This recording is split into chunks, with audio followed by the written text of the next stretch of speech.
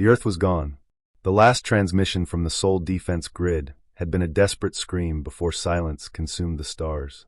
Commander Alex Kade, aboard the battleship Erebus, watched the final moments play out on a loop, the defense fleet breaking apart like dust, their weapons useless against an unseen enemy.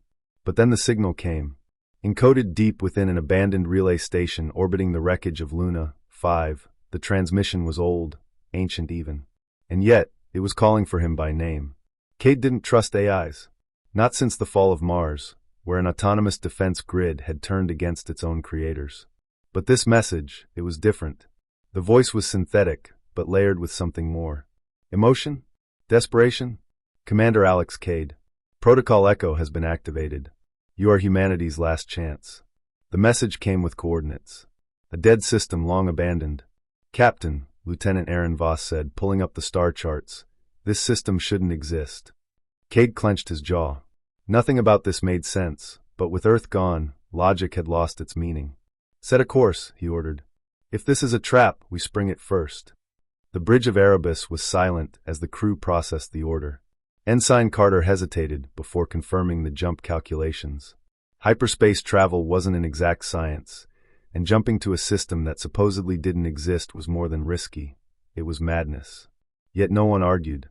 Hours passed before the final preparations were complete. Kade sat in his command chair, eyes locked on the main view screen as the countdown to jump began. The hum of the ship's drive built to a crescendo, and with a flash of brilliant light, Erebus leapt into the unknown. The transition was rough. The ship's stabilizers struggled, and warning lights flickered across the bridge. Kade gripped the armrests as gravity fluctuated before normalizing. "We're here," Voss reported. "Scanning the system now." Silence stretched as the ship's sensors processed the data. Then, Ensign Carter spoke, his voice uncertain. "Sir, there's something out there." A massive station loomed ahead, an ancient structure, dark and lifeless except for a single, blinking beacon, the source of the signal. The journey took 3 days. 3 days of tension, of crew whispers and unspoken fears. When they arrived, the system was as dead as promised, except for a single structure. A station, vast and ancient, hanging lifeless in the void. No energy signatures, no movement. Just silence. And yet, the doors opened as if expecting them. Kade and his team boarded the station with weapons drawn, their helmets broadcasting data back to Erebus. The air was stale but breathable. The walls bore signs of battle, scorch marks, melted panels, deep gouges where something had torn through metal like paper. "Something bad happened here," Voss muttered. Kade's flashlight swept across the corridor, illuminating a control panel. He approached cautiously, wiping dust from its surface. It was covered in alien symbols, yet as he stared, they shifted, rearranging into something familiar. "English.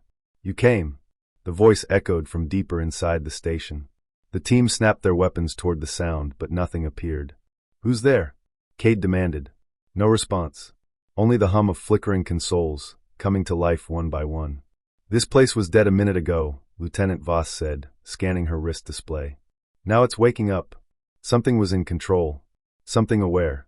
The voice returned, clearer this time. "Follow the path." A door hissed open down the corridor. Kade exchanged a glance with Voss before nodding.